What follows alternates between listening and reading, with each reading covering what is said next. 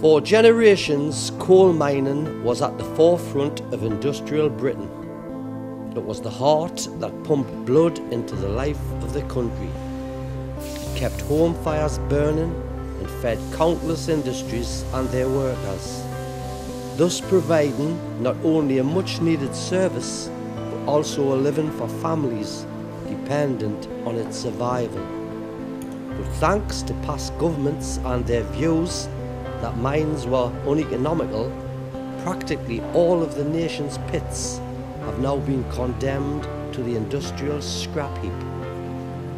Their fate signed off with just a stroke of a pen, each closure adding yet another chapter to the history books. But who was affected by such actions? The decision makers in office who signed the death certificates? Or the miners and their families, along with countless industries that relied upon them? Who suffers? Who really suffers? A 39-year-old man found dead 3 days ago has been identified as Walter Irwin, a former miner. A close friend of the family says the pressures of not being able to find work was just too much. He leaves behind a wife and 4 children. Why is Daddy dead, Mum?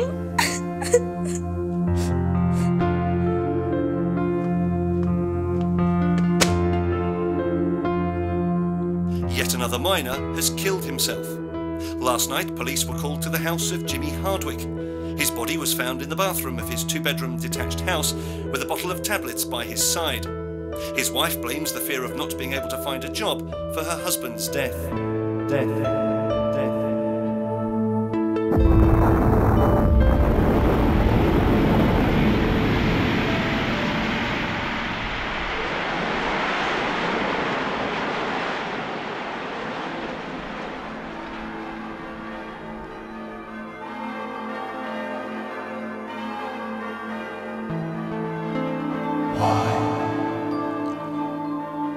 Why did he take away my living? After all these years we spent together. Why?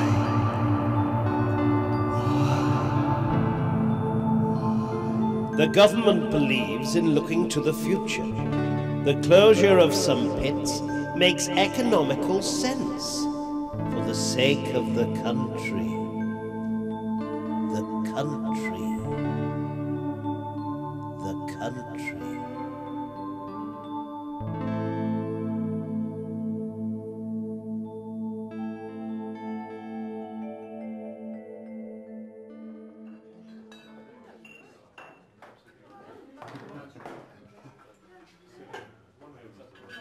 For the sake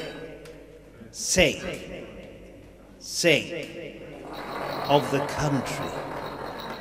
The country. The country. We promise to give people a better standard of living. Liar, liar, tongues on fire. Liar, liar, tongues on fire. Liar, liar, tongues on fire.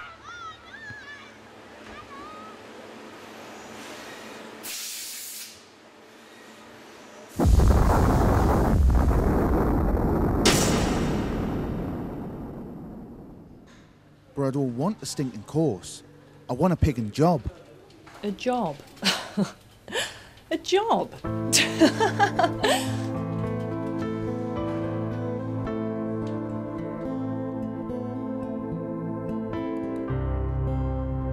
Can I have a new doll's house, Daddy? Let's wait and see what Santa can do this year, I bet. £5 an hour? What am I supposed to do with that? I've got kids, you know.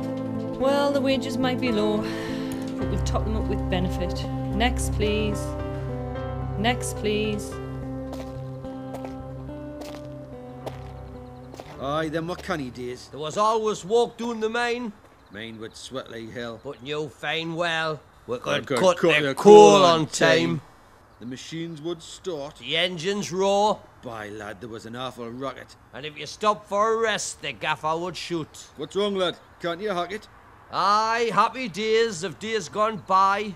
Now the pits are a thing of the past. They shut all the gates. Taking my mates. But the bastards won't take away our... Memories? That doesn't rhyme, man. Aye, but who gives a shit?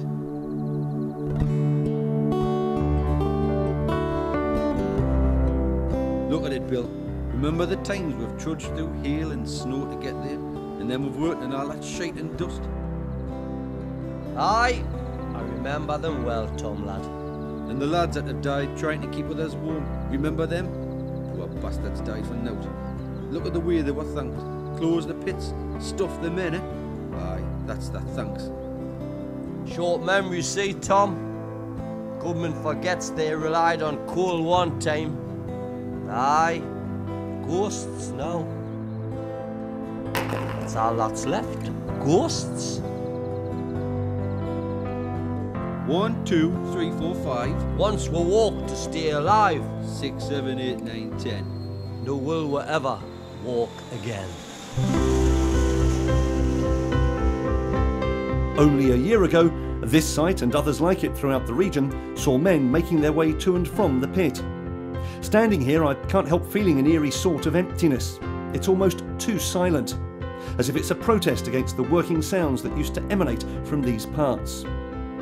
But sadly, it's not just the pit that was affected. The surrounding area has also been struck because of the knock-on effect of the closure. We asked a section of the community how their lives have changed. Aye, the money's running out now. We knew it wouldn't last forever. Look at it, not one customer. There was a time this shop was always busy. The lads used to come in for their tabs and stuff and their sweets and crisps. A lot of them had a sweet tooth. You'd be surprised how many had a sweet tooth. We used to have a good laugh about that. Oh, they were the good times. But people forget. When they close the pits, it's not just a miner's life that's affected. Come on, lass. We'll manage. Somehow. It's the best thing that's happened for a long time. I used to feel sorry for those chaps. All that dust. Can't be healthy, can it? But what about jobs? What about their livelihoods? Oh, sorry, I must be going. Must get to the bank before it closes.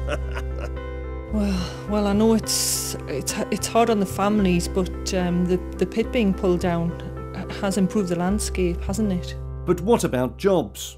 Jobs. Well, the wages might be low, but we've topped them up with benefit.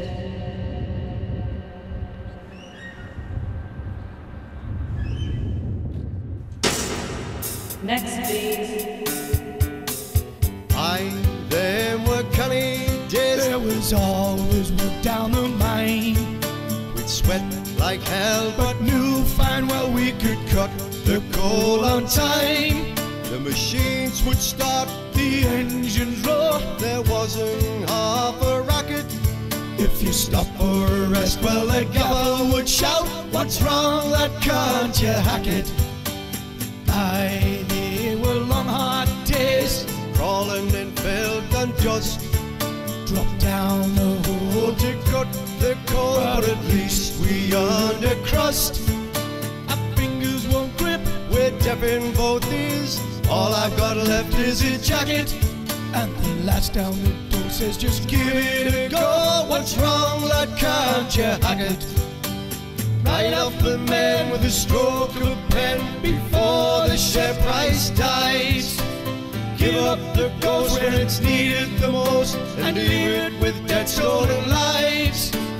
Aye, them were canny days. There was always work down the mine. We sweat like hell, but we'll find where we could cut the coal on time. The machines would start, the engines roar. There wasn't half a racket. If you'd stop or rest, well the gaffer would shout, "What's wrong, lad, can't you hack it?"